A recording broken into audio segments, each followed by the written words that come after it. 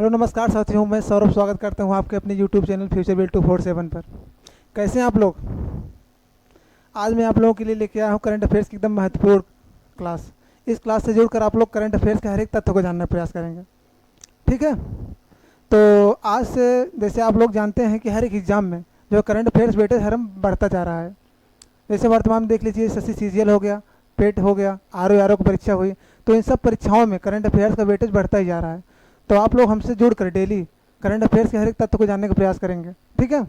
तो ज़्यादा देरी ना करते हम चलते हैं, आज की क्लास को शुरू करते हैं। ठीक है? तो चलिए चार्ज करते हैं आज की क्लास। तो आज का हम लोग का पहला क्वेश्चन क्या है? आज का हम लोग का पहला क्वेश्चन क्या है? तो हमारा पहला क्वेश्चन है, हाल ही में भारत ने किस देश के साथ नया रक्षा समझौता साबित किया है? हाल ही में भारत ने किस देश के साथ अपना रक्षा समझौता जो है किया है भारत ने? तो इस क्वेश्चन का आंसर देने से पहले हम लोग आप लोग को बताना चाहते हैं, जितने भी देश यहाँ पे लिखे हैं सबकी राजधानी क्या है? जापान की राजधानी टोक्यो।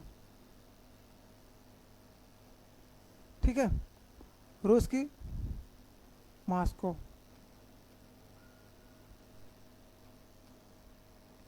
रूस की राजधानी मॉस्को। फ्रांस की पेरिस।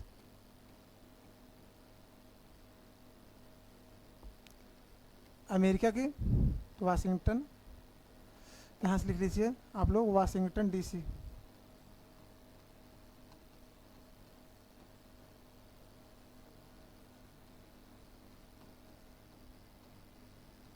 ठीक है? तो सभी देशों की राजधानी हमने नोट कर लिया। अब हम लोग जानते हैं कि भारत के रक्षा मंत्री वर्तमान में कौन है? तो भारत के रक्षा मंत्री कौन है? तो भारत के रक्षा मंत्री कौन है?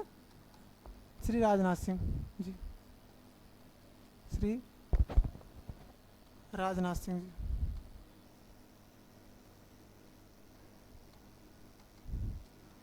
और आप लोग हमें बताइए कि भारत के वर्तमान में गृह मंत्री कौन है? तो गृह मंत्री कौन है भारत के? भारत गृह मंत्री कौन है? तो भारत के गृह मंत्री हैं श्री अमित शाह जी। सॉरी, श्री अमित शाह जी। इनके पास एक प्रभार और है, ये सहकारिता मंत्री भी हैं। गृह और सहकारिता मंत्री, यहाँ लिख लीजिए, सहकारिता मंत्री भी यही हैं।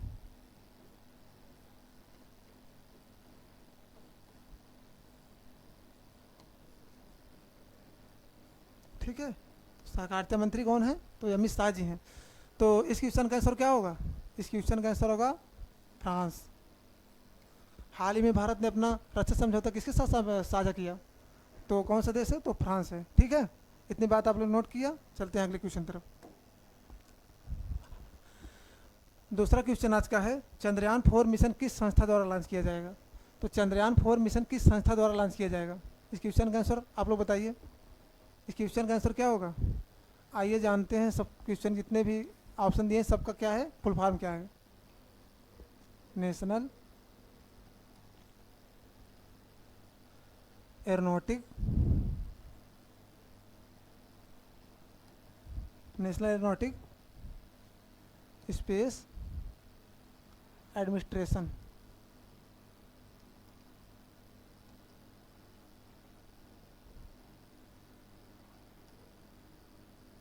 ठीक है? तो इतना हो गया। ओके।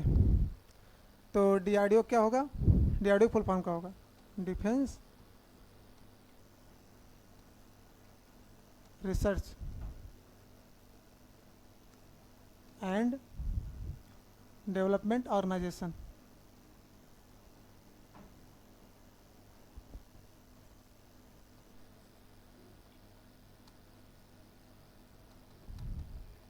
ठीक है? तो डीआरडीओ फुल फॉर्म हो गया। अब इसरो फुल फॉर्म क्या होगा? इसरो फुल फॉर्म क्या होगा? Indian space research organisation.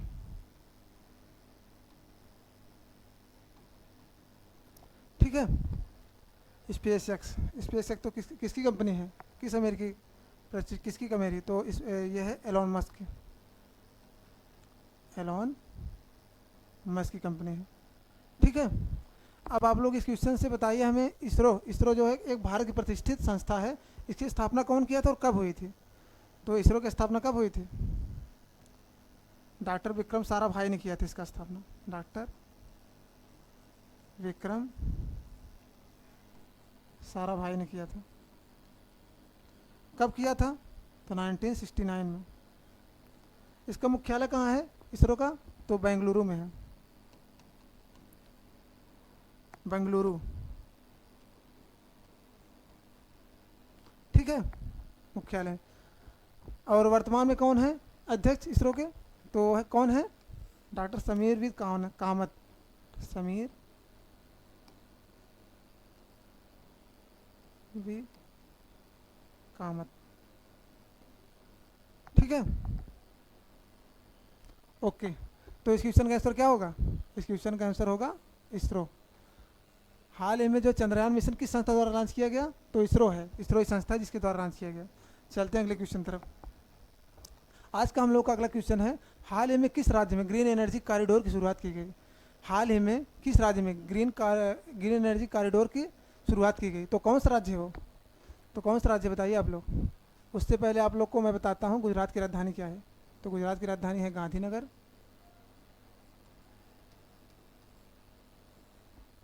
Uttar Pradesh की राजधानी है लखनऊ।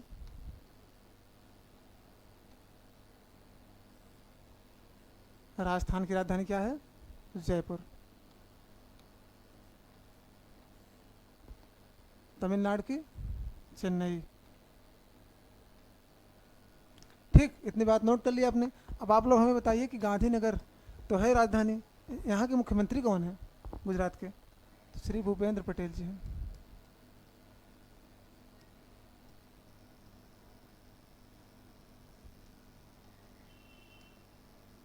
ठीक, श्री भूपेंद्र पटेल जी हैं। अब बताइए कि उत्तर प्रदेश के कौन है? तो श्री योगी आदित्यनाथ जी हैं, श्री योगी आदित्यनाथ।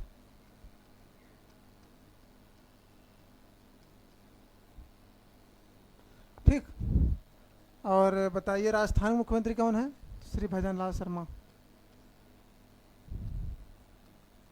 श्री भजनलाल शर्मा। और तमिलनाडु कौन है? श्री M.K. स्टालिन।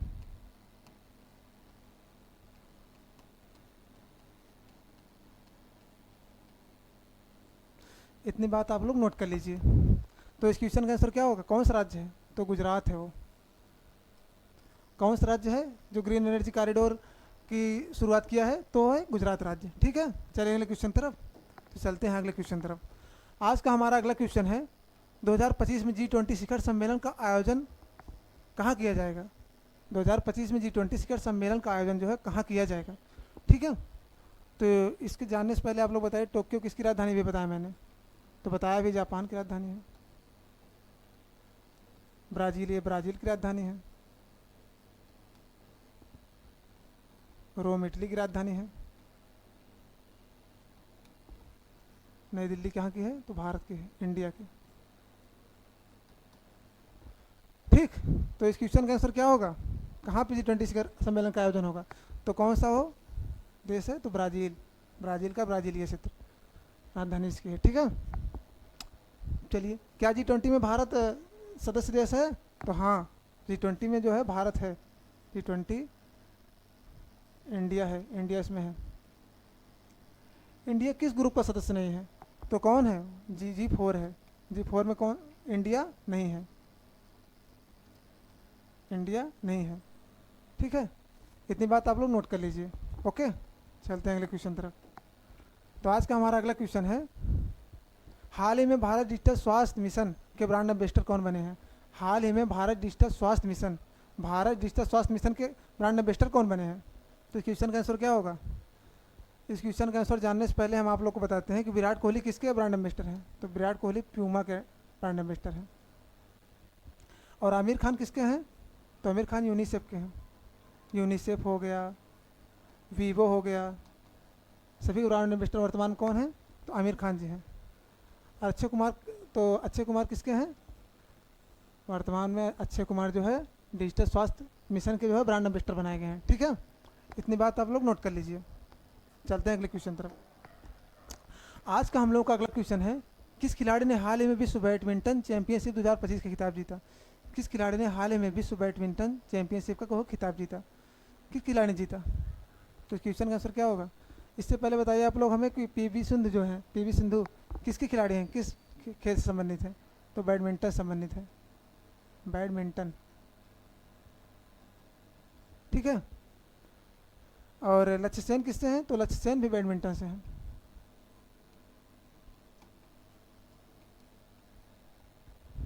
ठीक है, तो ये दोनों क्या हैं? विश्व बैडमिंटन चैंपियनशिप जो है इन्होंने खिताब जीता। तो कौन जीता? तो लक्ष्य सेन ने जीता। इस क्वेश्चन का आंसर क्या होगा? तो लक्ष्य सेन। ठीक है, नोट कर लीजिए आप लोग, ये इंपॉर्टेंट क्वेश्चन है, एग्जाम में आ सकता है। ठीक है, ओके। तो आज का हमारा अगला क्वेश्चन है, कौन सा राज्य 2025 में सबसे अधिक विदेशी निवेश प्राप्त करने वाला राज्य बन गया? कौन सा राज्य जो है 2025 में विदेशी निवेश सबसे ज़्यादा प्राप्त करने वाला राज्य बन गया? कौन सा राज्य है? तो वो कौन सा राज्य है ये देखने का प्रयास करते हैं। महाराष्ट्र भी बताया आप लोग, मुंबई इसकी राजधानी है, मुंबई। कर्नाटक बेंगलुरु। गुजरात के भी बताया आप लोग को, गांधीनगर।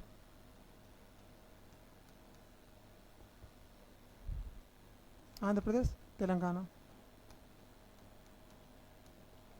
ठीक है, तो क्वेश्चन का आंसर क्या होगा बताइए आप लोग? इस क्वेश्चन का आंसर क्या होगा? तो इस क्वेश्चन का आंसर क्या होगा? कर्नाटक। कर्नाटक मुख्यमंत्री कौन है? सीएम कौन है यहाँ के? यस, सिद्धरमैया।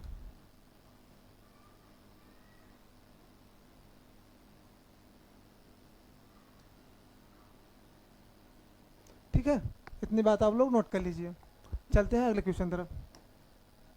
आज का हमारा अगला क्वेश्चन है, हाल ही में किस संगठन ने जलवायु परिवर्तन रिपोर्ट 2025 जारी की?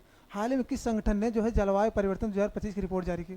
ठीक है, तो इस क्वेश्चन का आंसर क्या होगा? उससे जानने से पहले हम लोग आप लोग को बताते हैं इनका फुल फॉर्म क्या होगा। तो IMF फुल फॉर्म क्या होगा? International monetary fund.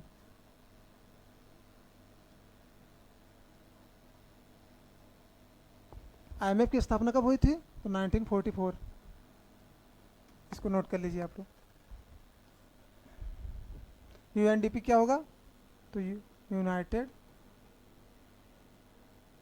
National development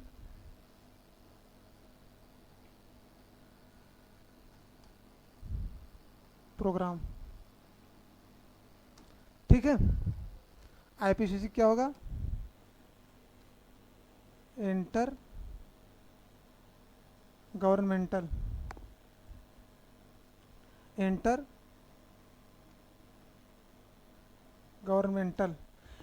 governmental. PC क्या होगा? तो पीस क्या होगा आप लोग बताइए? पीस होगा पैनल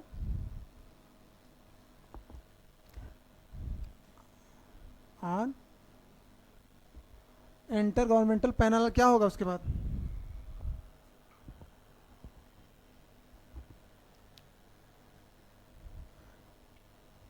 इसका क्या होगा इंटर गवर्नमेंटल पैनल? बताइए आप लोग जल्दी। तो चेंज होगा। ठीक है, WHO क्या होगा? WHO फुल फॉर्म क्या होगा? तो वर्ल्ड हेल्थ ऑर्गेनाइजेशन।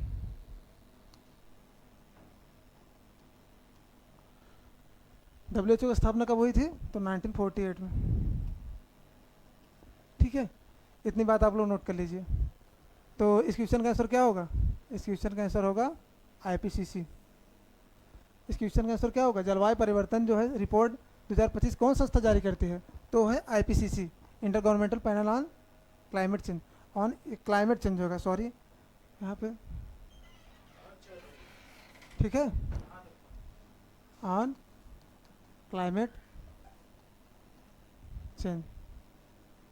ठीक, इतनी बात आप लोग नोट कर लीजिए। ओके, तो चलते हैं अगले क्वेश्चन तरफ। आज का हम लोग का अगला क्वेश्चन है, हाल ही में वन नेशन वन इलेक्शन पर समिति का अध्यक्ष किसे नियुक्त किया गया। हाल ही में भारत में जो है वन नेशन वन इलेक्शन की नीति जो है जारी की गई।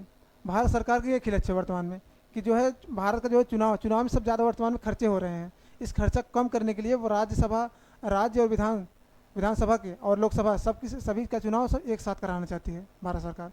इसके लिए उन्होंने one nation one election policy लाया, जो लोकसभा विधानसभा सब जगह पास हो गया है। इसका अध्यक्ष कौन बना है वर्तमान में? तो इसका अध्यक्ष कौन बनाया गया?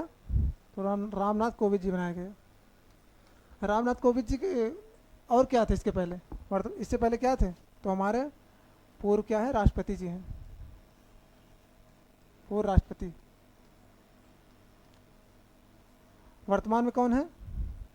तो वर्तमान में श्री द्रौपदी मुर्मू, श्री द्रौपदी मुर्मू।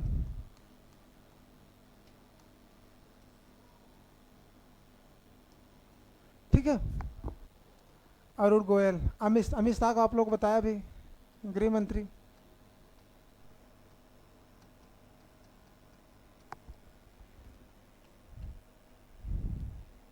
ये हमारे क्या थे? जस्टिस रमन्ना क्या थे? तो ये हमारे सुप्रीम कोर्ट के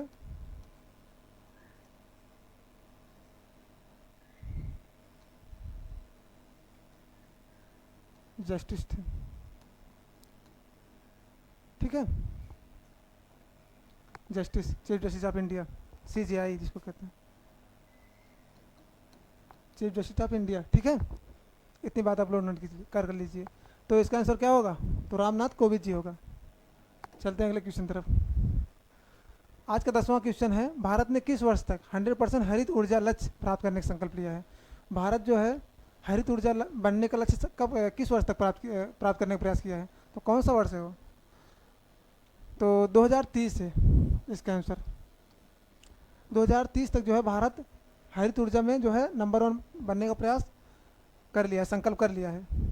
आप लोग बताएं 2027 तक हमारा क्या लक्ष्य है? तो 2027 तक क्या है?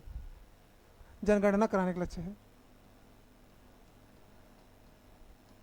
जनगणना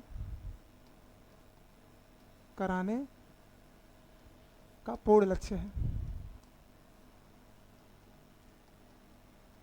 हमारे भारत में जो है जनगणना की कितने वर्ष की जाती है? तो है 10 वर्ष पे। 10 वर्ष भारत में प्रत्येक 10 वर्ष पे जो है जनगणना कराई जाती है। इसके पहले हमारे 2011 में जनगणना हुई थी और 2021 में नहीं हो पाई 10 साल बाद। क्यों नहीं हो पाई? क्योंकि कोविड-19 जैसी बहुत भयंकर महामारी आ गई थी। इस कारण जो है हमारे यहाँ जनगणना नहीं हो पाई और धीरे धीरे डिले होते गया। तो अब 2027 में होगी जनगणना भारत की। ठीक है, ओके। 2011 में आप लोग बताइए कि जनगणना में भारत की कितनी जनसंख्या थी 2011 में, और सबसे साक्षर राज्य कौन था? तो 2011 में जनगणना जब हुई थी तो 121 करोड़ जनसंख्या थी और केरल जो था सबसे साक्षर राज्य बना था।